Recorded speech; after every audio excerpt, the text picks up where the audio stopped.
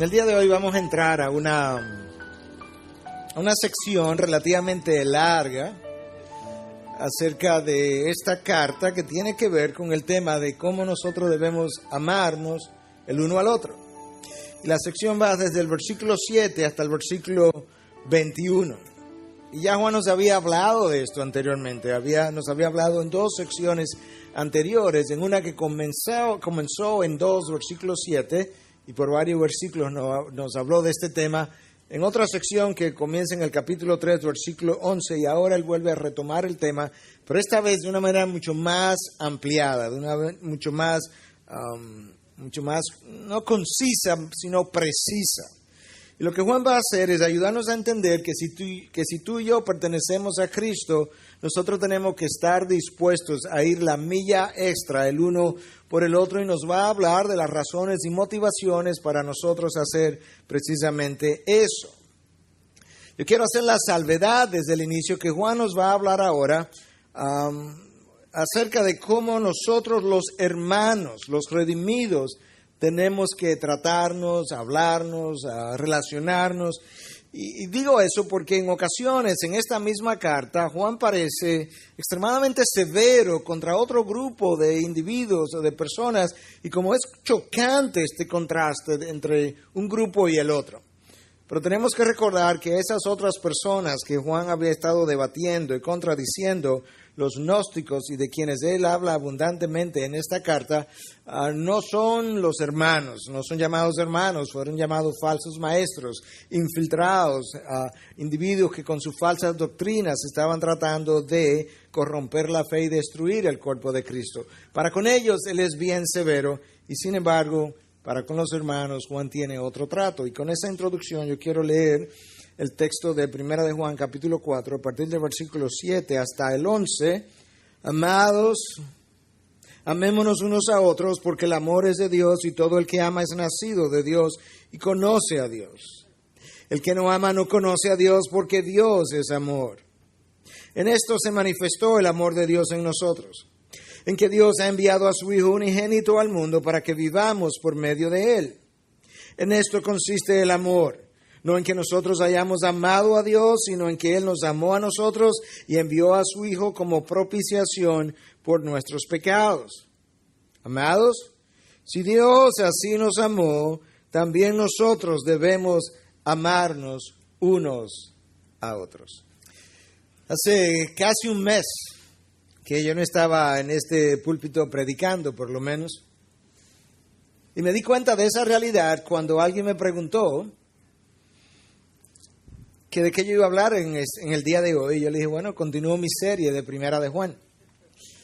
Y me dice, ¿por dónde vas? ¿Por el capítulo 2? Y el capítulo 2 lo dejamos atrás hace mucho tiempo. Capítulo 4, versículo 7. Y ahí me percaté entonces de qué tanto se desconecta el pueblo de Dios con tan solo 3 domingos de ausencia cuando tú vienes haciendo una serie. Y parte de mi reto hoy es cómo engrampar, si pudiera usar la palabra, otra vez, sin que se sienta como la serie interrumpida, sobre todo cuando el tema del versículo 1 al 6 es tan diametralmente distinto, opuesto a lo que es el tema de aquí en adelante. De hecho, muchos de nosotros ni entendemos por qué Juan combinó esos dos temas, porque él pasa de un versículo a otro como si estuviera hablando de la misma cosa, y esos dos temas ni siquiera se parecen. Porque en un caso, del 1 al 6, Juan me está hablando de luchar contra los falsos maestros, de denunciarlos, de señalarlos. Y en este caso me está hablando ahora de que nos amemos unos a otros. Y para serle honesto, yo estaba un poco perdido de cómo hacer esa unión de temas, sobre todo 3 semanas y medias después. Pero quizás este párrafo del pastor Stephen Cole, que tiene una iglesia en Arizona y cuyos sermones he leído aquí y allí, quizás nos pueda ayudar a hacer la conexión. No solamente para ustedes, sino ciertamente aún para mí. Esto es lo que él dice. Notemos que el amor no está opuesto a la verdad. Juan acaba de emplear 6 versos advirtiéndonos: amados, no creáis a todo espíritu, sino probad los espíritus para ver si son de Dios, porque muchos falsos profetas han salido al mundo. Él no dijo: dejemos a un lado esos puntos doctrinales donde estamos en desacuerdo y pongámonos de acuerdo en aquellas cosas donde concordamos y amemos a aquellos que difieren de nosotros. Ahora nota por qué Stephen Cole dice eso. Esto fue así debido a que estos hombres negaban verdades esenciales acerca de Jesucristo. Juan les llama falsos profetas, cuya enseñanza es el espíritu del anticristo. Amar no implica que dejemos a un lado la verdad por amar la unidad. Juan estuvo ahí cuando Jesús oró pidiendo al Padre que sus discípulos fueran uno para que el mundo supiera que el Padre le había enviado, pero él también oyó a Jesús orar: santifícalos en tu verdad, tu palabra es verdad. A lo que Stephen Cole se está refiriendo es que estas personas a las que Juan está haciendo alusión, las que Juan estaba contradiciendo y debatiendo, no estaban comprometiendo verdades triviales, pequeñas del Evangelio, estaban comprometiendo la misma esencia del Evangelio. Y de comprometer esas verdades, la iglesia misma corría la suerte de ser derrumbada, de deshacerse apenas en sus raíces, en sus inicios. Y por tanto no se podían poner de acuerdo en las cosas que estaban en desacuerdo, porque estaban hablando de la columna vertebral de la fe cristiana. Y a ese grupo Juan llama falsos maestros, y a ese grupo Juan trata de una manera muy severa. Escucha estas palabras en su segunda carta, capítulo 1, versículo 9 al 11. Todo el que se desvía y no permanece en la enseñanza de Cristo no tiene a Dios. El que permanece en la enseñanza tiene tanto al Padre como al Hijo. Pon atención ahora.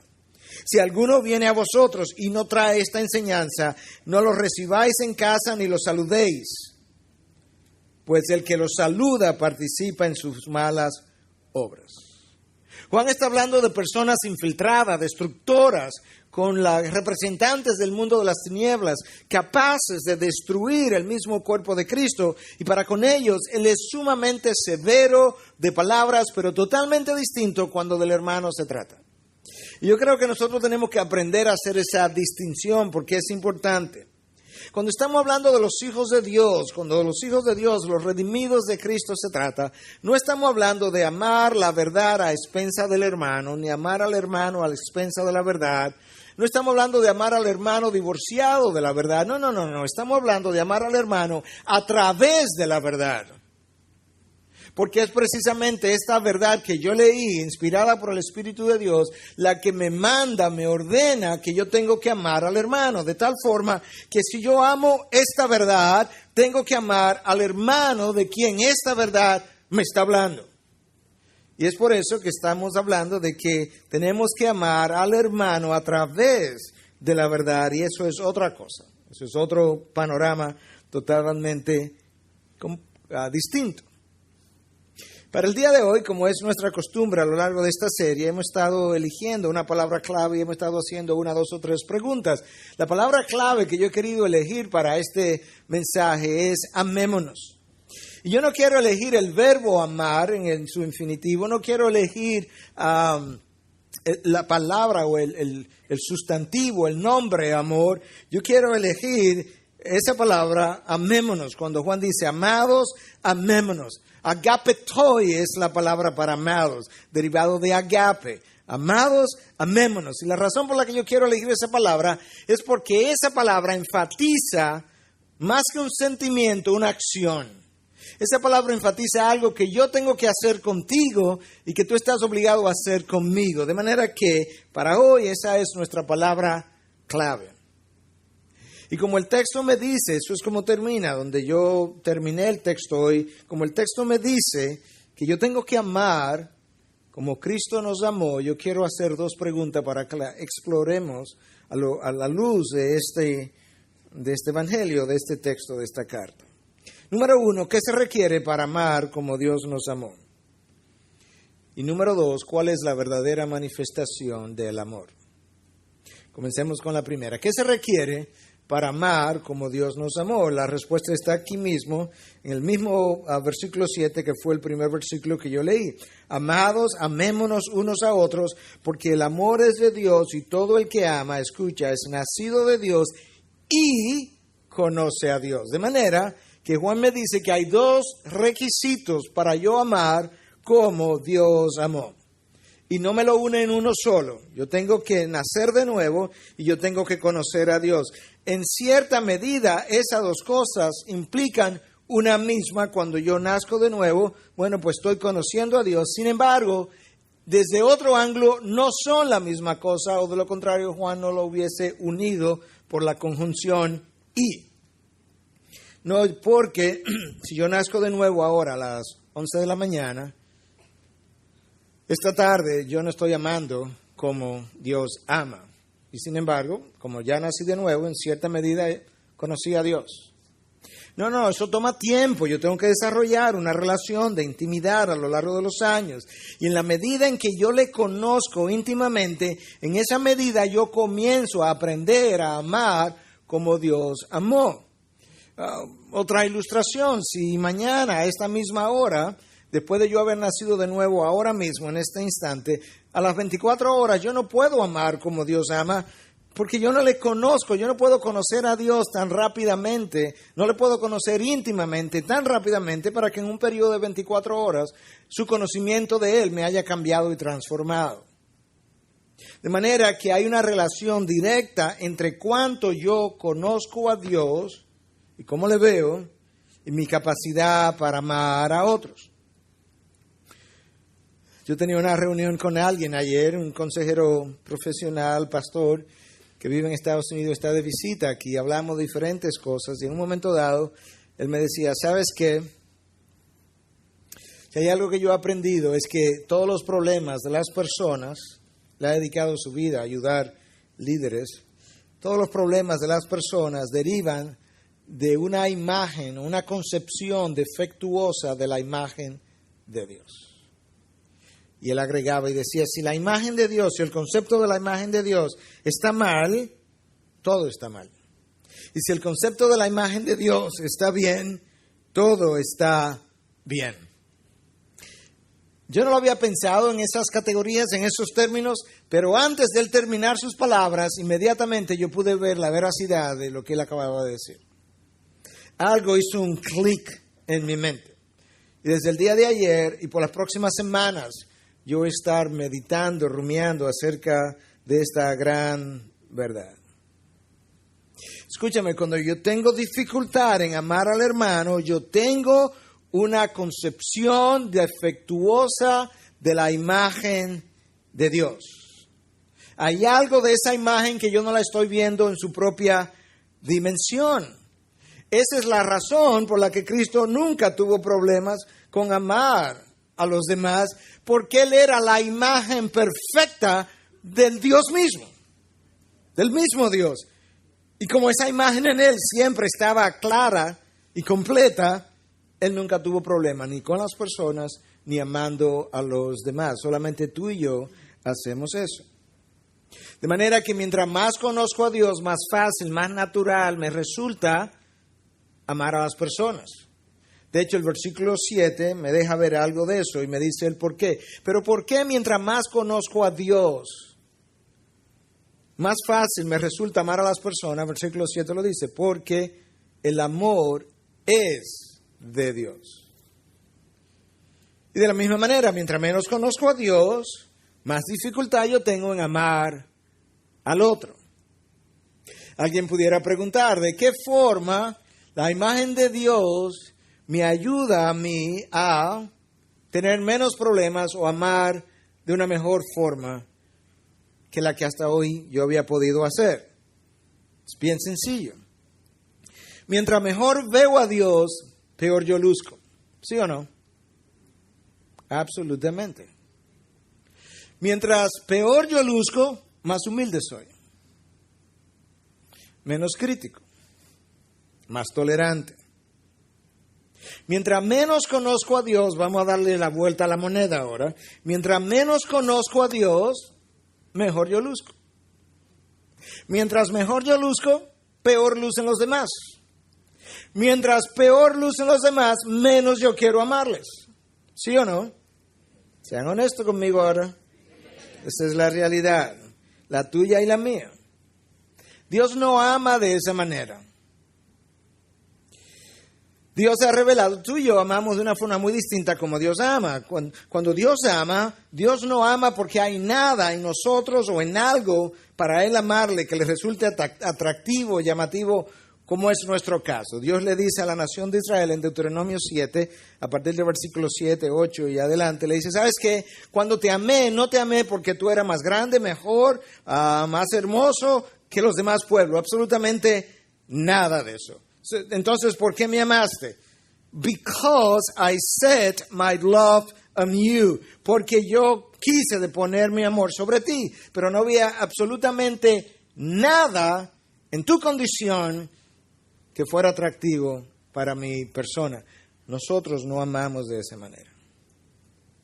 En todos los casos que nosotros amamos, hay algo que a mí me ha llamado la atención, que me ha cautivado. No importa si tú dices, yo amo a mi perro. Bueno, hay algo en el perro que a ti te llama la atención, que va desde como él te da cariños, mueve su cola, como te recibe, pero hay algo en él que hace que tú le ames. ¿Cuánto amo a mi esposa? Sí, la primera vez que le viste, había algo en su físico que te atrajo, que tú dijiste, me gusta. Dios nunca ha dicho, qué atractivo es esto. Pero nosotros siempre tenemos algo que nos motiva para nosotros amar. Nuestro amor es muy interesado. El amor de Dios es totalmente distinto. Cuando Dios me amó cuando yo no quería saber de Él. Cuando yo era su enemigo.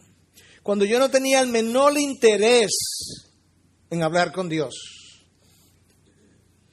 Cuando yo estaba muerto en delitos y pecados. Y si usted es honesto, usted sabe lo poco motivador que es la cara de un muerto para hablar con Él. Yo estaba muerto cuando Dios me habló. Dios me habló me amó en medio de mi rebelión, en medio de mis prejuicios, en medio de mi orgullo.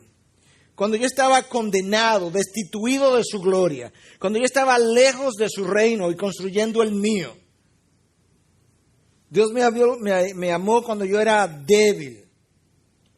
Cuando yo estaba alejado de todo lo que podía representar a Dios y no quería acercarme. Cuando yo era un necio, cuando yo no sabía ni siquiera de lo que estaba hablando. Él me amó cuando yo no le amaba.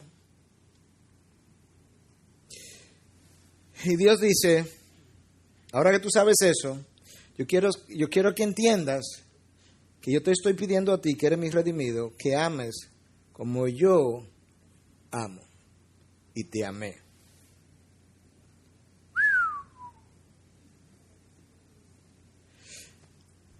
Yo tengo 4 o 5 meses reflexionando sobre todo lo que eso implica para mí. Yo no le voy a hablar de ustedes, estoy hablando de mí ahora. De manera que yo voy a compartir contigo lo que yo he estado reflexionando. Nosotros no amaríamos a nadie que luciera de la manera que yo acabo de describirnos a nosotros mismos. Es más, no amaríamos a nadie que tuviera la mitad de esas características. Porque esas cosas a nosotros no nos van a llamar la atención, al contrario, nos vamos a sentir como que los repelimos, lo rechazamos. Y ahí fue donde Dios te encontró. Déjame leerte lo que Juan dice, una vez más, yo lo leí ya, pero todo el que ama es nacido de Dios y conoce a Dios. Primero Juan me lo dice en la forma positiva, el que ama es porque conoce a Dios, y luego en el versículo 8 me lo dice en la forma negativa, y el que no ama no conoce a Dios. Wow. De manera que Juan me está diciendo que cuando yo tengo dificultad en amar, mi problema no es el otro, mi problema no es mi temperamento, es un problema de conocimiento de Dios. Y por tanto, la imagen de Dios que tengo, que he formado, es defectuosa. Y cuando la imagen de Dios es defectuosa, todos los demás lucen también defectuosos.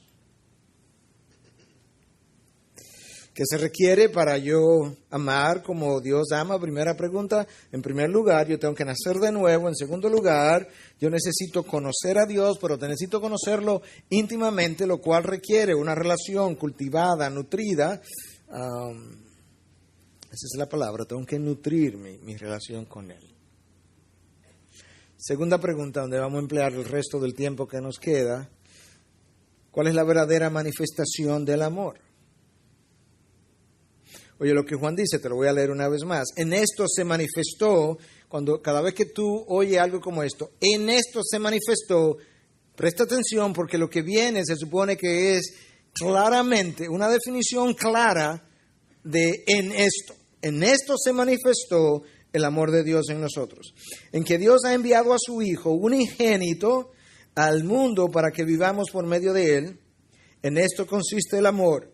No en que nosotros hayamos amado a Dios, sino en que Él nos amó a nosotros y envió a su Hijo como propiciación por nuestros pecados. Oye lo que Juan no nos está diciendo. Juan no dice que Dios nos ha amado y manifestó su amor cuando habló, cuando nos creó, cuando nos prometió el cielo y la tierra. Juan no me está diciendo eso. Juan me está ayudando a entender un concepto que yo le he oído tantas veces, pero que yo le ruego a Dios en esta mañana impacte nuestros corazones de una manera distinta. Y es que Dios, cuando quiso manifestar su amor, Él envió. Él no solamente habló, Él no solamente prometió, Él envió, Él fue, Él actuó. Pero ¿a quién fue que Dios envió? Porque eso hace toda la diferencia del mundo. Al unigénito. Juan nos dice que cuando Dios quiso manifestar su amor para con nosotros, nos mandó uno de sus ángeles. Él tiene muchos de ellos. No dice que Él nos mandó a Gabriel, el ángel mensajero del reino de los cielos, el cartero. Bueno, ya no se usa eso. No nos dice que Él envió a Miguel el arcángel. No, que Dios tenía un hijo, el unigénito. En inglés, the one and only. En griego, the monogenes. La única cosa que Dios tenía. Lo más preciado, pero no solamente lo más preciado, era único. Y Él envió a eso único que Él tenía por individuos desahuciados. Y ahora Dios me dice, la próxima vez que tú quieras saber cómo es que yo debo amar, tú mira la cruz y no pronuncies palabras, tú tienes la respuesta. Yo envié a mi monogenes, mi unigénito. Ahora escúcheme, Abraham estuvo dispuesto a sacrificar su unigénito también, pero no es lo mismo. Porque cuando Abraham lo iba a hacer por Dios. Y por Dios todo vale la pena. Cuando Dios lo hizo, Dios no lo hizo por Dios, lo hizo por el hombre pecaminoso, rebelde, condenado, desahuciado, esclavo, enemigo de Él. Y entregó no a un ser humano, como Abraham iba a ser, sino a Dios mismo en la persona de su Hijo. Y entonces cuando Él vino como ese unigénito, Él dejó el cielo, Él dejó la gloria, Él dejó atrás todos sus derechos. Y Cristo entonces no reclamó uno solo de esos derechos, ni cuando nació, ni cuando vivió, ni cuando murió. Y si nosotros somos conscientes, tenemos que admitir que, yo no quiero decir en todos los casos, pero sino en todos, casi en todos, cuando estamos reclamando nuestros derechos, es la carne la que habla. Y si no es la carne, es el enemigo incentivando la carne, motivando la carne para que pueda hacer la reclamación del lugar. Raramente es Dios que hace esa reclamación.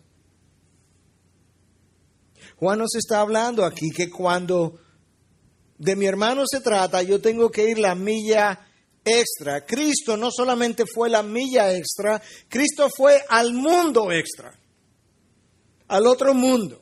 Él abandonó la eternidad y vino a habitar la temporalidad.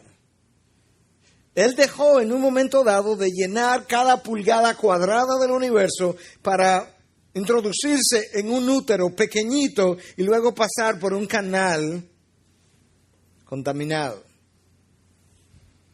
Y cuando Él vino a llenar nuestras necesidades.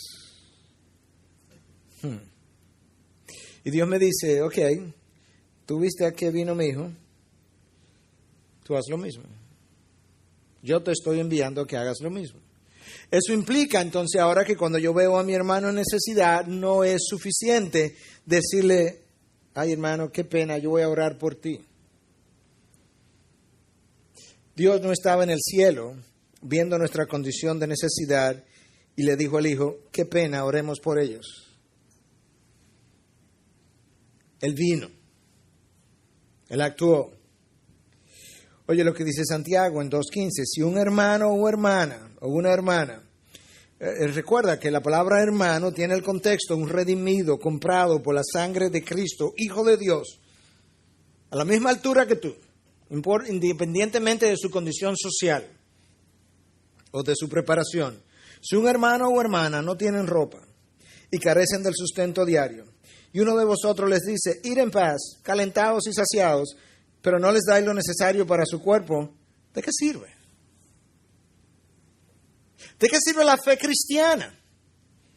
¿De qué sirve que tú y yo nos llamemos hijos de Dios? Yo oí hace unos meses atrás, que es lo que me tiene meditando sobre esto, una frase que usted ha oído múltiples veces, en otros contextos. Yo la oí en este contexto de la fe cristiana, y lo oí en un video bien corto del pastor Piper que decía, ser cristiano implica que yo voy a estar ahí para ti y tú vas a estar ahí para mí todo el tiempo, independientemente de las circunstancias, por el tiempo que sea. Y yo estaba meditando sobre eso porque si nosotros que decimos que tenemos la tercera persona de la Trinidad que mora en nosotros, el poder que levantó a Cristo de entre los muertos, si nosotros decimos que tenemos a ese poder en la tercera persona de la Trinidad habitando en nuestro interior y no somos capaces de hacer eso por aquel a quien Cristo redimió con su propia vida, entonces esta fe cristiana no vale la pena seguirla, no es digna de ser seguida, no es digna de ser respetada, de hecho no es digna de ser proclamada. La iglesia primitiva vivió de otra manera. Sus posesiones fueron vendidas, si fue necesario. Cuando Cristo vino, Él no vino a un palacio real. Él vino a un establo. Cuando Cristo vino, Él no nació en Roma, Él no nació en Atenas. Tenía el derecho de haber nacido en la gloria del mundo. No, Él nació en Belén. Belén, ¿y dónde está eso? Es una aldea perdida de Palestina, que tampoco se conocía gran cosa de Palestina, de esa área. ¿Por qué yo menciono eso? Porque es muy fácil cuando alguien te llama, un hermano te llama, que vive en Miami, cerquita del mall. Hermana, estoy en necesidad, o hermano, yo voy a ir a ayudarte. Muy fácil eso. Pero cuando alguien que vive en un lugar dificultoso está en necesidad, hermano, ven tú. Cristo vino y se fue a Belén, no a Roma, no a Atenas. Y lo hizo por gente como tú y como yo. Lo que Dios me ha estado hablando es que, ¿sabes qué? Tu iglesia y la iglesia dominicana y la iglesia en países como los tuyos no la van a perseguir, no la van a probar persiguiéndola, porque esos no son los regímenes políticos que ustedes tienen. Pero yo lo voy a probar. Yo voy a poner hermanos dentro de ustedes a quienes aman en necesidad. Y yo se los voy a poner al lado y de frente y por atrás y en todos los lugares. Y yo voy a ver hasta dónde tú estás dispuesto a llegar por tu hermano en necesidad. De manera que aquí va a quedar todo el mundo bajo prueba. Yo quiero saber hasta dónde tú estás dispuesto a valorar la vida de tu hermano como yo la valoré cuando di a mi monogenes, mi unigénito. Porque es de él que yo te estoy hablando. Lo que yo hice por él, yo quiero saber hasta dónde te estás dispuesto a hacer por esa persona. Anoche yo hablaba con alguien, tarde de la noche. Me pedía que hiciera algo que yo realmente no podía. O no debía, entendía yo. Y le di las razones que él entendió muy bien, me entendió. Yo cierro y sigo dándole las últimas formas a este mensaje cuando me doy cuenta de que yo tengo que predicarme ese mensaje en ese mismo momento. Llamo a mi esposa, le explico, digo, no, él me va a llamar en un rato, pero yo no voy a esperar que él me llame, yo lo voy a llamar. Lo llamo, digo, fulano, yo estoy disponible. No, pero no queremos cargarte con eso, no es de esta iglesia, ¿ok? Porque incluso eso no es un problema de tu iglesia. Escucha, si tú eres mi hermano y es tu problema, es mi problema. Si es tu problema, es mi problema. Cristo quiere saber cómo es que los supuestos hermanos van a tratarse unos a otros. A veces decimos, usted lo ha dicho, yo no he estado con usted viviendo todo el tiempo, pero eso es como nuestra carne es. Todos nosotros lo hemos dicho. A veces hemos dicho, bueno, pero total, ¿para qué ayudarlos si eso están ahí producto de su pecado? ¿Tú has pensado alguna vez que cuando Cristo te encontró tú estabas en una condición producto de tu pecado también? Imagínate que el padre te diga, ¿sabes qué, hijo? No vayas, no es necesario. Ellos están ahí producto de su pecado. Quédate aquí arriba en los cielos. ¿Tú has pensado que casi invariablemente cuando tú vas donde Dios para que te ayude con alguna situación, tú estás en esa situación producto de tu pecado? A veces de ira, a veces de orgullo, a veces de mala administración, a veces de envidia, de celos, de conflictos internos. Cuando tú le pides perdón a Dios, sabes que tú has ido donde Dios con una condición producto de tu pecado y le está pidiendo que te ayude. Entonces, si tú no piensas que este hermano que ha caído en una condición producto de su pecado es digno de ayuda, entonces ¿por qué tú piensas que puedes ir donde Dios a pedirle ayuda cuando tú estás en situaciones que han resultado producto de tu propio pecado? ¿Te das cuenta cómo no nos damos cuenta de cómo vivimos? Dios ha estado hablándome de todo eso y más. Otras veces, como hemos dicho, bueno, es que me dijeron a última hora, no me han avisado, ellos tienen que aprender, porque si lo ayudamos ahora, entonces nunca van a aprender. Y puede ser que haya un momento para eso, yo no digo que no vamos a ser tan simplistas tampoco. Pero el Señor me traía múltiples eventos a mi mente esta semana. Me mostraba otra vez las bodas de Caná. Cristo no tenía nada que ver con esta boda. A él no le avisaron, a él no le prepararon, a él no le preguntaron, no le pidieron que preparara esta boda, ni le dijeron que calculara el vino. Pero se acabó el vino a última hora. Y en esta cultura, que el vino se terminara en medio de la celebración era una gran vergüenza. Y cuando María lo aborda, si ciertamente él quería glorificarse a sí mismo, siempre es así. Cada vez que Dios actúa en tu vida o en la mía, siempre le anda buscando glorificarse a sí mismo, no importa. De manera que eso no sería excusa. Ahora, la única razón por la que Cristo convirtió el agua en vino fue para sacar a esta familia de su vergüenza, del punto de vista humano, y él resultó glorificado. Y en ocasiones, amar a mi hermano es simplemente ir para sacarlo de su vergüenza. Que total, eso fue lo que Dios hizo con Adán, porque tan pronto él pecó, él se llenó de vergüenza y Dios tuvo que venir a cubrirlos y a hacer el resto de la historia para sacar a sus descendientes de su vergüenza. Oye lo que Cristo dijo en el Sermón del Monte, que es nuestra próxima serie después que terminemos con Primera de Juan. En caso que Dios no nos haya dicho lo suficiente en esta. Cualquiera que te obligue a ir 1 milla, ve con él 2. Tú conoces eso, tú lo has oído 1000 veces esa historia. Pero mira qué es lo que en esta semana a mí me llamó la atención. Eso es para con el que me obligue a huir 1 milla, que vaya 2.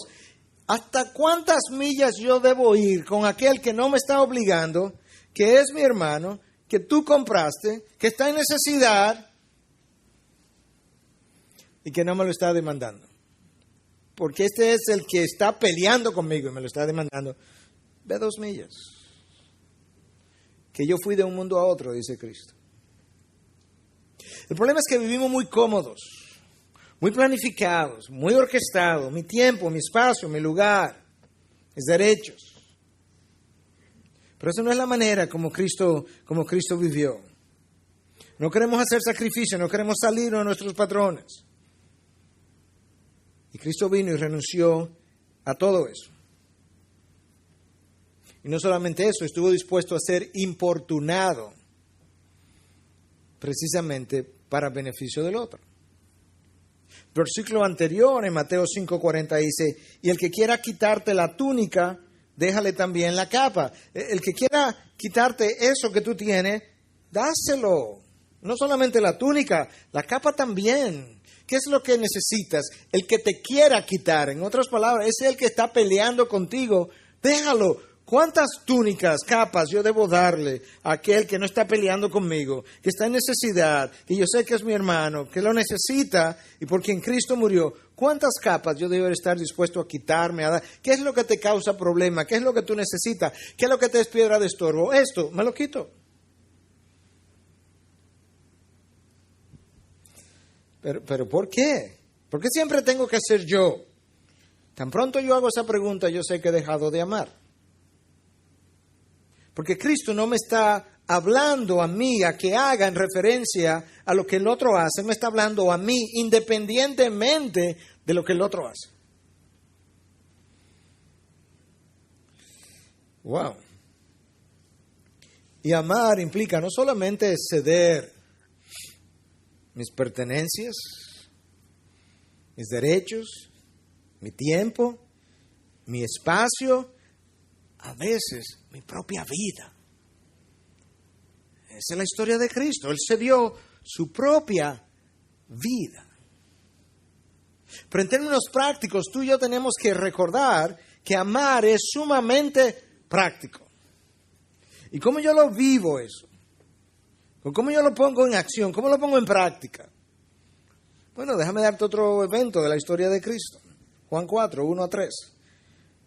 Por tanto, cuando el Señor supo que los fariseos habían oído que Él hacía y bautizaba más discípulos que Juan, aunque Jesús mismo no bautizaba sino sus discípulos, salió de Judea y partió otra vez para Galilea. Cuando Cristo oyó que se estaba por producir un conflicto entre los fariseos y los discípulos y este chisme y esto, Cristo dice, no, yo abandono el espacio. Juan, quédate, por favor, quédate, yo me voy. Y yo puedo ser el príncipe, yo puedo ser el Mesías, yo puedo ser el Redentor, pero Juan, escúchame, no se trata de eso. ¿Sabes de qué se trata? De que tú y yo nos amamos. Y yo te amo tanto para dejarte el espacio. Es tuyo, sigue bautizando. Olvidémonos de estos fariseos. Cristo no solo se sacrificó en la cruz. Él no solo se sacrificó en el establo cuando nació. Cristo vivió cediendo su tiempo, su espacio, su lugar, sus derechos, su vida al final. Mire este otro evento de la vida de Jesús. La razón por la que estoy yendo sobre un evento tras otro es porque el mandato en el texto es amar como Dios nos ha amado, y si yo no lo veo en la práctica, yo no sé cómo vivirlo, porque como a mí no me van a pedir que muera en la cruz, entonces ¿qué es lo que me van a pedir? Que muera día a día en beneficio de otros. Y yo tengo que verlo ahora, cómo Cristo lo hizo, para saber cómo es que yo lo voy a hacer. En esta ocasión, en Marcos 6, Cristo mismo se acerca a los discípulos y lo quiere sacar del lugar, porque las multitudes eran muchas que venían continuamente. Y dice el texto que estaban cansados y Cristo dice, vámonos a descansar. Y en el versículo 31 hay un paréntesis que yo no sé cómo lo había olvidado, pero yo quiero mencionártelo porque resulta que Cristo se lo está llevando a descansar por algo que el paréntesis dice. Dice, porque ni siquiera tenían tiempo para comer. Lo básico, no lo podían hacer. Así que vámonos.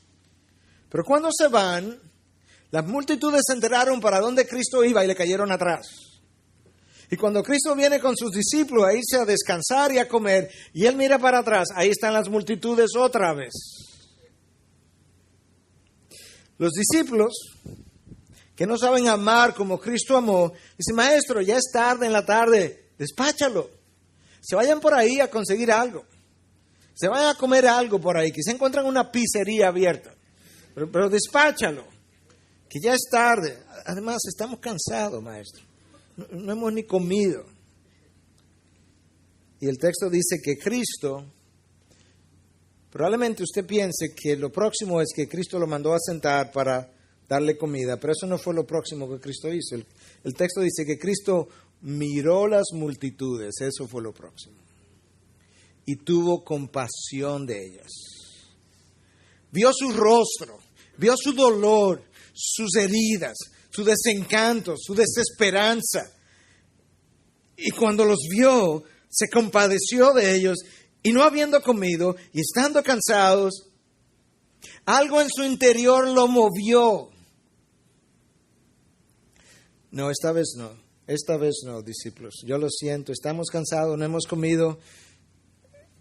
El dolor de su rostro. Dice que las vio como ovejas sin pastor. Mándalas a sentarse. Las vamos a pastorear ahora. Después descansamos, después comemos. Ahora es el tiempo de ellas.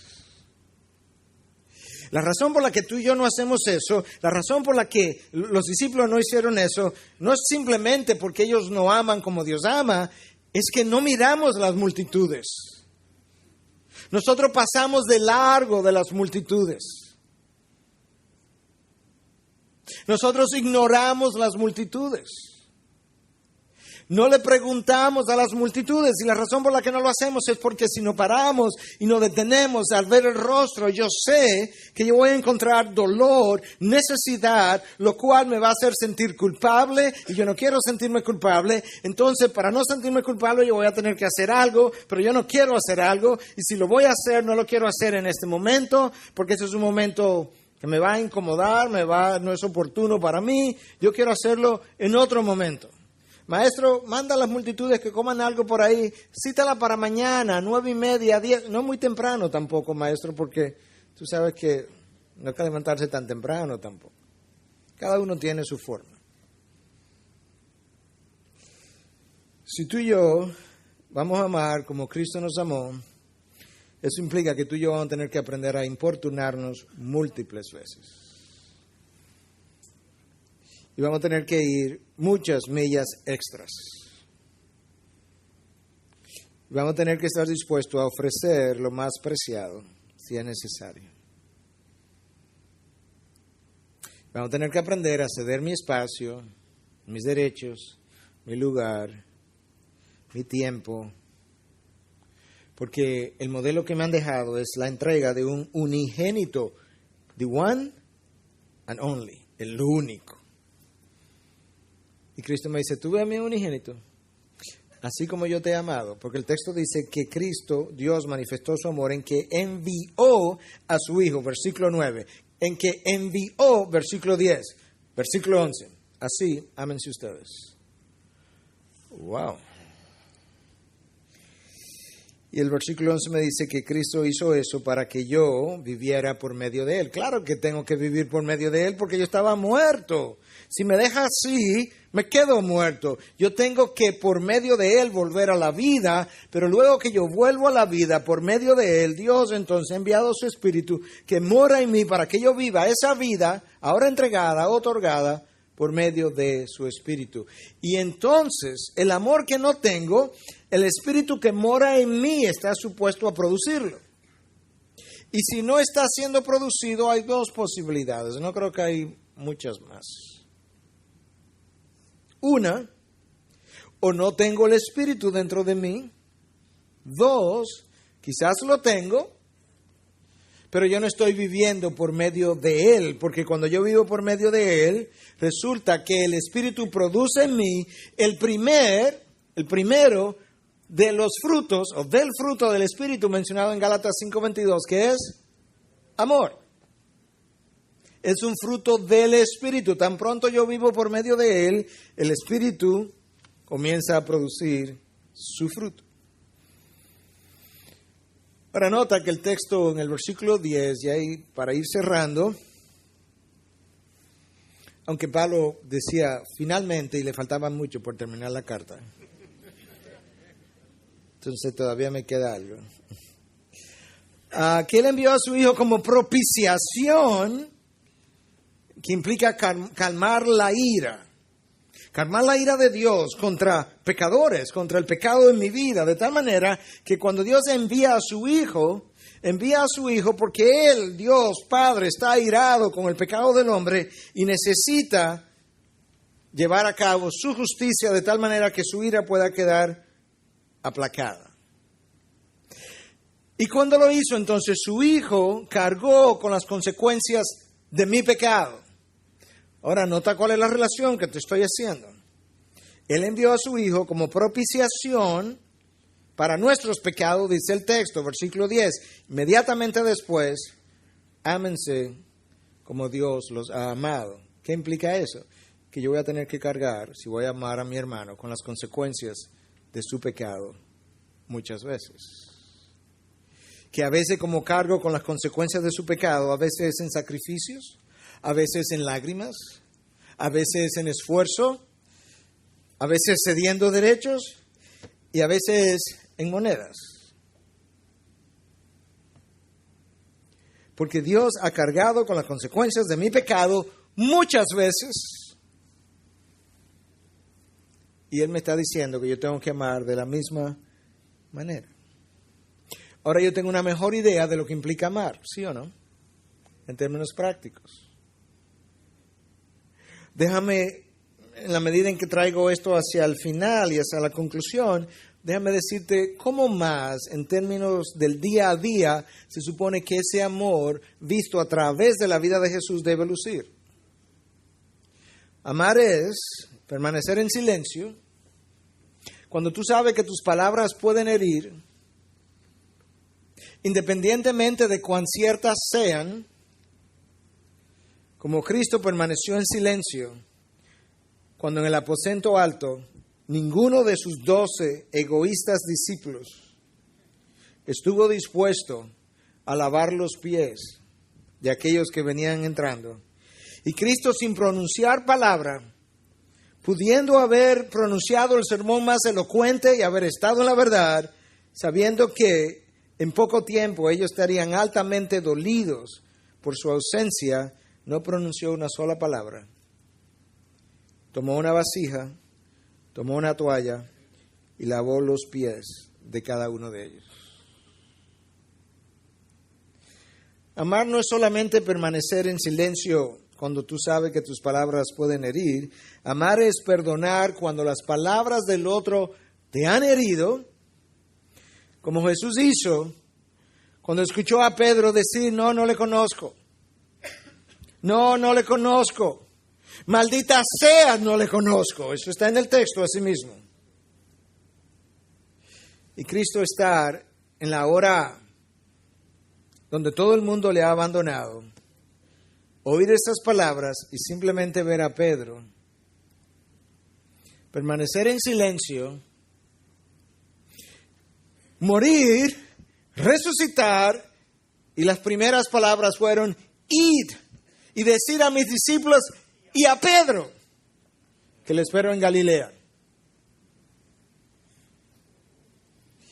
Y hasta donde nosotros sepamos, Cristo jamás le volvió a hablar a Pedro de su negación. Cuando Cristo lo restaura, no le dice, Pedro, ¿me amas? Sí, Señor, tú sabes que te quiero. Acuérdate, Pedro, de cómo me negaste. Me negaste 3 veces, que nunca lo olvide. Que cuando yo parta te quede claro de que jamás tú puedes hacer promesas de ese tipo. No, Pedro aprendió la lección. Y amar es perdonar cuando las palabras te han herido. Amar es lucir como sordo, no ser sordo. Lucir como sordo cuando se habla del pecado del otro. Como Cristo hizo cuando oyó a Simón el fariseo hablar del pecado de esta mujer prostituta. No, él no estaba sordo, no, él sabía lo que estaba ocurriendo, él sabía lo que ella era. Pero se hizo como si no lo hubiese escuchado, porque el amor no difunde el pecado de otro. Amar es dar espacio para que otros crezcan, como Cristo lo hizo con Juan el Bautista. Juan, quédate, sigue creciendo en tu función. Yo no necesito este espacio, yo me voy. Amar es ser paciente ante la impaciencia de otros, como el día que Cristo quería entrar a Samaria y no le recibieron, y Juan y Jacobo, los hijos del trueno, querían ya quemar la villa de Samaria, hacer llover fuego del cielo, como si ellos hubiesen tenido ese poder en ellos.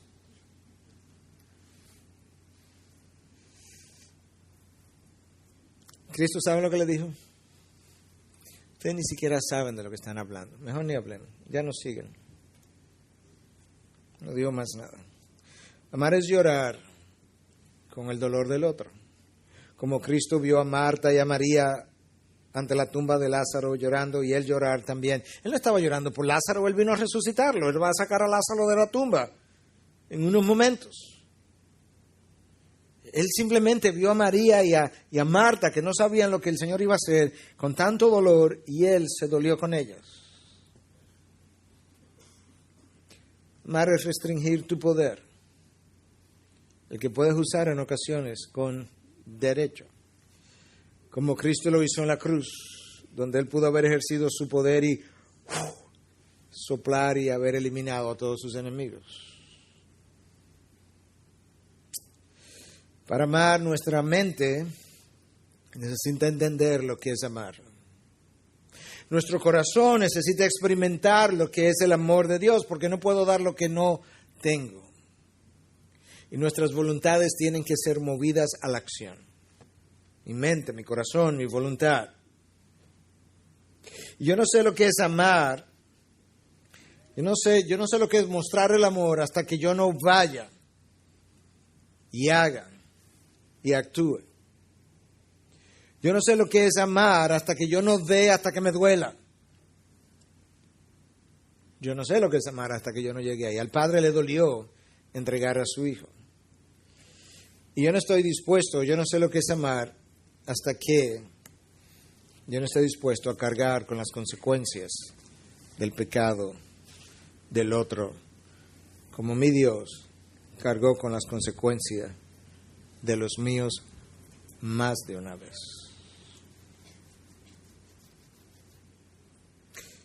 ¿Entiende ahora lo que implica amémonos unos a otros?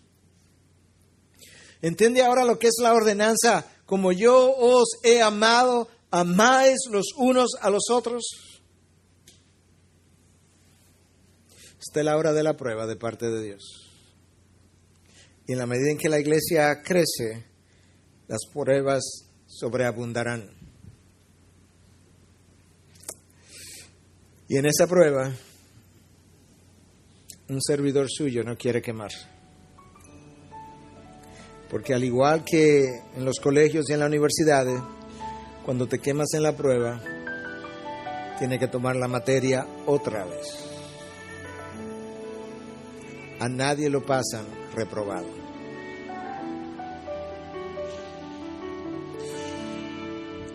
Yo creo que Dios nos está llamando a seguir madurando como iglesia, seguir creciendo y seguir siendo formada a la imagen de su Hijo. Integridad y Sabiduría es una producción que llega hasta ustedes gracias a los aportes de individuos y empresas comprometidos con la defensa de la fe. Para más información, preguntas y comentarios, visite nuestra página de internet www.integridadysabiduría.org. En esta página encontrará información sobre la producción de este y otros recursos que ponemos a su disposición, como también las formas en las que usted puede contribuir con la producción de programas como estos. Les invitamos nuevamente a visitar nuestra página de internet www.integridadysabiduría.org. Será hasta la próxima, cuando nos reencontremos con Integridad y Sabiduría.